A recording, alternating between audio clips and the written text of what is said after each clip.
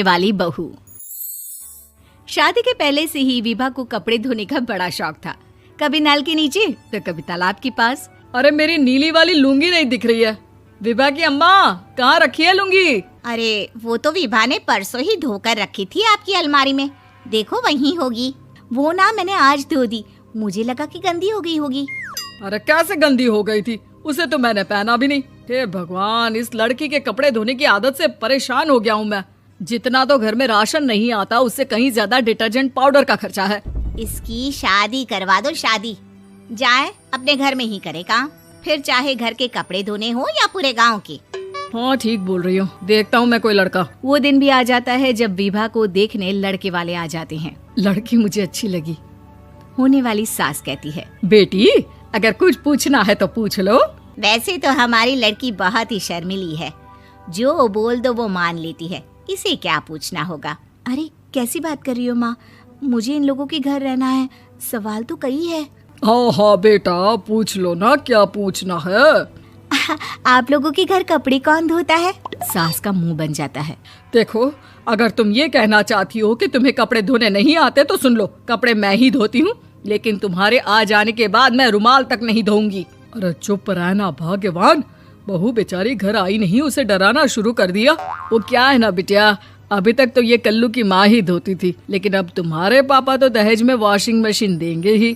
तभी विभा की माँ बोल पड़ती है, सवाल भी पूछा तो क्या। वैसे भाई साहब, मशीन की तो फिर भी कपड़े धोने की कैपेसिटी होती है। मतलब जो बिटिया दे रहे हैं ना विभा, इसे कपड़े धोने का बहुत शौक है। ये आप लोगों के क्या, आस पड़ोस गांव मोहल्ले सबके कपड़े धो दे और उफ तक ना करे। बाहर देखा नहीं आपने कितने कपड़े सूख रहे हैं, सब हमारी बिटिया ने ही तो धोए हैं। बस भी करो ना माँ, शर्म आ रही इतनी तारीफ सुनकर। और तो और एक दाग निकाल कर दिखाओ तो मान जाओ। हाँ अच्छा माफ करना बेटा, मैंने गलत समझा, हमें तो रिश्ता बहुत पसंद है। और ऐसे जुड़ जाता है रिश्ता कपड़े धोने का शौक रखने वाली विभा का। उसकी शादी हो जाती है कोयला फैक्ट्री में काम करने वाले कल्लू के साथ। शादी के बाद अचानक विभा चिल्लाती हुई सास के पास आती है। सासू माँ, अरे सासू माँ कहाँ है आप? ये तो धोखा है, धोखा दिया आप लोगों ने मुझे। इसे ससुर के चक्कर के बारे में पता चल गया। अरे तो उसमें तुझे क्यों धोखा मिला है? अरे नल में पानी नहीं आता, कपड़े कैसे कब धुलेंगे? अच्छा तू पानी नहीं आ रहा उसकी बात कर रही है। तो आपने क्या सोचा? कुछ नहीं। अच्छा तेरी माँ ने कहा था कि कपड़े धोने का शौक है तुझे, याद आया मुझे। शौक बोलकर कपड़े धोने वाले मेरे जुनून को कम ना आके सासू माँ, कपड़ा धोना मेरा गुरूर है। तभी पति भी वहाँ आ जाता है। अभी मैंने इसे सनी देओल की फिल्म दिखाई है, उसी के डायलॉग मार रही है माँ। अच्छा सुन, साफ साफ बता रही हूँ, पानी सुबह 4 से 6 और शाम को 10 से 12 आता है, समझी? विभा टाइमिंग सुनकर हैरान हो जाती है। ये क्या भूतों का मोहल्ला है? सुबह 4 बजे उठकर कौन कपड़े धोता है? 4 बजे टंकी में पानी जाता है, फिर सारा दिन धोना ना, किसने मना किया? अरे कैसी बात कर रही हैं? 200 लीटर की टंकी में कितने कपड़े धो लूंगी मैं, सुबह ही उठ जाऊंगी मैं। अब क्या था, विभा सुबह 4 से लेकर रात के 12 बजे तक कपड़े ही धोती रहती।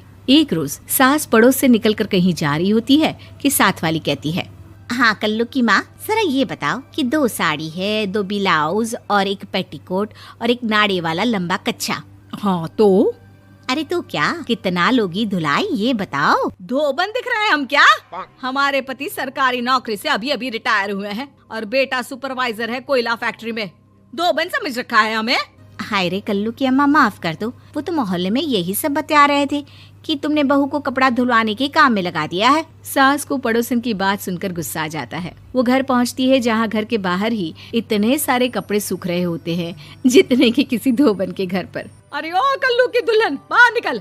माँ जी यहीं आ जाओ, बाथरूम में चादर धो रहे हैं हम। अरे अभी हम धोते हैं, तुमको बाहर निकलो। ये आस पड़ोस वाले बोल रहे हैं कि हम बहू से कपड़े धुलवा कर उसे कपड़ा धोने वाली बना दिए हैं। अरे छोड़ो ना माँ जी, किन लोगों की बातों में आती हो?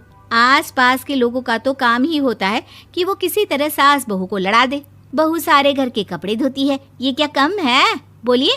सास को भी लग जाता है कि वो बहू का ये सनकीपन नहीं छुड़वा सकती, इससे अच्छा है कि खुद ही चुप हो जाए।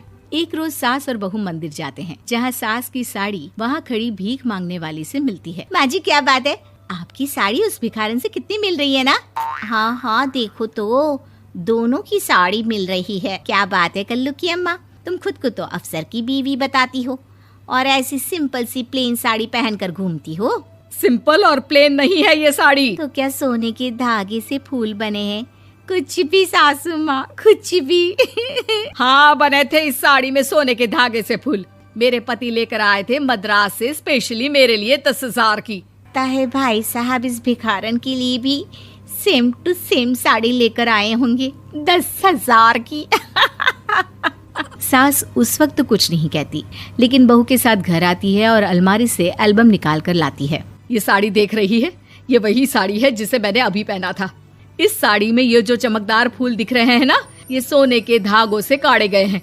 लेकिन तू लोकल वॉशिंग मशीन ब्रश से घिस घिस कर सारे फूलों को निकाल कर साड़ी प्लेन कर दी। मुझे माफ कर दीजिए सासू माँ। और तो और, जब मैंने तुझे तेरी गलती के लिए कुछ नहीं कहा, लेकिन तूने तो सबके सामने मेरा मजाक ही बना दिया। क्यों? बहू को समझ में आ जाता है कि अब से उसका कपड़े धोना